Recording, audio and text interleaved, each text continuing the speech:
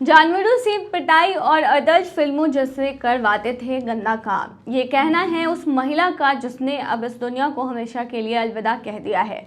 नमस्कार, स्वागत है आपका हमारे चैनल यूएई खबर पर। हमने आपको इस खबर के बारे में पहले भी बताया था। ये पूरा मामला जितना दर्दनाक है उतना ही झकझोर देने वाला भी है।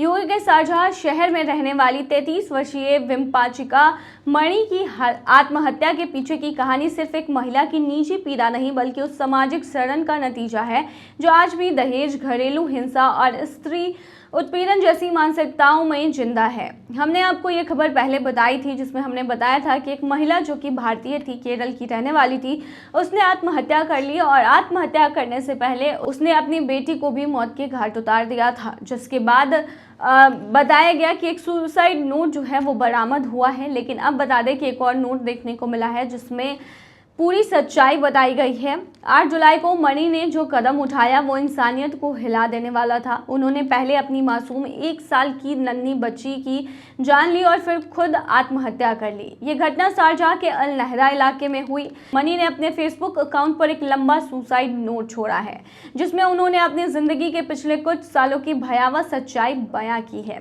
मणि ने अपने नोट में लिखा है कि उन्हें दहेज के लिए लगातार शारीरिक और मानसिक रूप से प्रताड़ित किया जाता था। उनके पति नीतीश, ननद नीतू बेनी और ससुर मोहनन पर गंभीर आरोप लगाए गए हैं। उन्होंने बताया कि ससुराल वाले दहेज में कार न मिलने के चलते उन्हें जानवरों की तरह पीटते थे। इतना ही नहीं, मणि की सैलरी तक उनसे छीन ली जाती थी, जबकि उनके ससुराल वाले खुद भी आर्थिक रूप से संपन्न थे।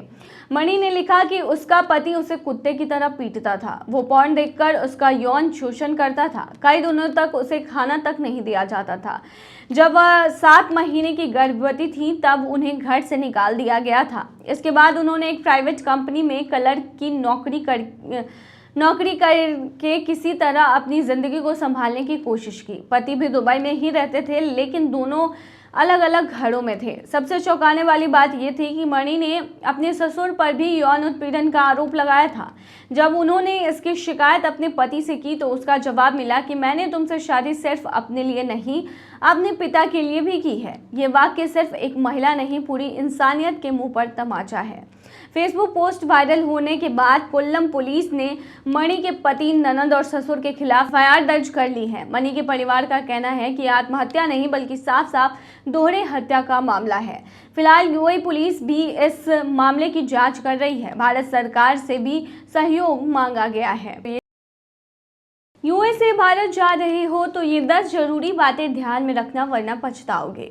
अगर आप यूएई में रहते हैं और इस गर्मी में या फिर अभी भारत आने की सोच रहे हैं तो ये लिस्ट आपके बहुत काम आने वाली है। जुलाई 2025 से कुछ नए नियम लागू हो रहे हैं तो आपकी यात्रा, बैंकिंग और टैक्स से जुड़ी चीज़ें सीधे से प्रभावित होंगी।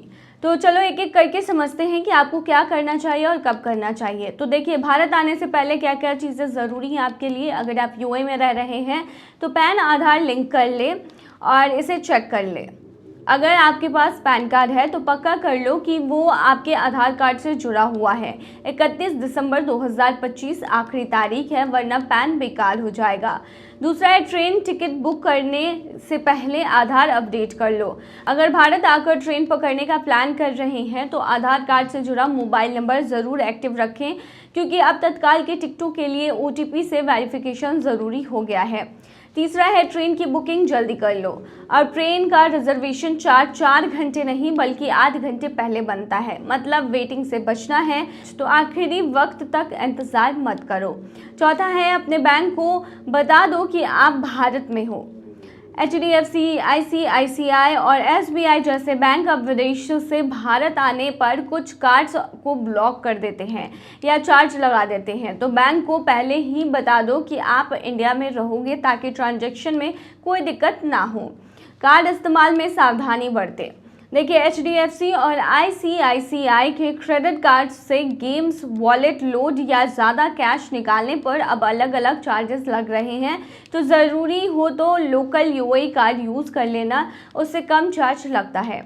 भारत में रहने के दौरान, यानी कि अगर आप भारत में रह रहे हैं तो कुछ चीज़ों में जो बदलाव हुए हैं उसके बारे में मैं आपको बता दूं कि दिल्ली में ड्राइव कर रहे हैं अगर आप, तो आपको ध्यान देना होगा कि पुरानी पेट्रोल डीजल गाड़ियों को अब दिल्ली में बैन कर दिया गया है।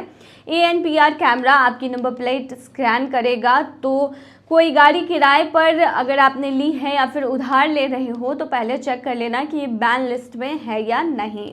बार बार ATM से पैसे मत निकालना। ICICI और HDFC कार्ड से बार बार कैश निकालने पर डिजिटल वॉलेट में पैसा डालने पर ज़्यादा चार्ज लग सकता है। बेहतर है कि लिमिट में रहें और ज़्यादा बार ट्रांजैक्शन ना करें।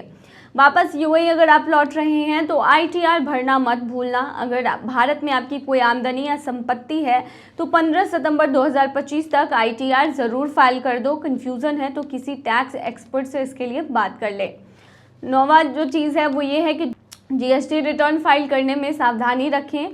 अगर आप UAE से भारत में कोई बिजनेस चला रहे हैं तो ध्यान दें कि अब जुलाई 2025 से GST 3B सबमिट करने के बाद एडिट नहीं किया जा सकता है। फॉर्म सबमिट करने से पहले अच्छे से इसे चेक कर लो। फ्लाइट टिकट पर बीमा भरोसा मत करें। अगर आपने SBI जैसे किसी कार्ड से फ़्लाइट बुक कर ली है तो जान लीजिए कि अब एयर क्रैश या एक्सीडेंट कवर नहीं मिलता है। शांति से ट्रैवल करना है तो अलग से ट्रैवल इंश्योरेंस ले लें। आखिरी बात कि थोड़ी तैयारी करके चलेंगे तो ट्रिप टेंशन फ्री रहेगा आपका और काफ़ी स्मूथ जाएगा, वरना छुट्टी के मज़े की जगह सिर्फ झंझट ही झेलने पड़ेंगे। शिव ठाकरे पूरी फैमिली के साथ पहुंचे दुबई में समेटी खूबसूरत यादें। शिव ठाकरे का नाम आज हर किसी की जुबान पर है, लेकिन उनका सफर जितना शानदार है उतनी ही मेहनत से भरा भी है। एक छोटे से शहर से निकलकर नेशनल टीवी तक का ये सफर आसान नहीं था, मगर शिव ने कभी हार नहीं मानी। रियलिटी शोज से पहचान बनाने वाले शिव आज लाखों लोगों के दिलों पर राज करते हैं और अब जब उन्हें अपने परिवार के साथ पहली बार विदेश घूमने का मौका मिला तो उन्होंने इस ट्रिप को पूरी तरह से खास बना दिया है। शिव ठाकरे हाल ही में अपने माता पिता और दादाजी के साथ दुबई गए। ये उनकी पहली इंटरनेशनल फैमिली ट्रिप थी। उन्होंने इस सफ़र की तस्वीरें और वीडियो अपने सोशल मीडिया पर पोस्ट किए जो बहुत तेज़ी से वायरल हो गए। रेगिस्तान की सफारी, ऊंट की सवारी, पक्षियों के साथ खेलना, शानदार सेल्फी, इस ट्रिप में बहुत कुछ था। खास बात ये रही है कि एक फ़ोटो में शिव अपनी दादी को गोद में उठाए हुए दिखे, जिससे ये साफ दिखता है कि वो अपने परिवार से कितना प्यार करते हैं। शिव ने पोस्ट में लिखा कि मेरी धूप के साथ दुबई का रेगिस्तान। इस एक लाइन के साथ ही लोगों के दिल पिघल गए। शिव का सोशल मीडिया हमेशा से उनके असली और सादे अंदाज को दिखाता रहा है। वो कभी भी दिखावे की ज़िंदगी नहीं जीते। उनके पोस्ट में अक्सर उनका परिवार, उनकी जर्नी और उनकी मेहनत की झलक दिखती है।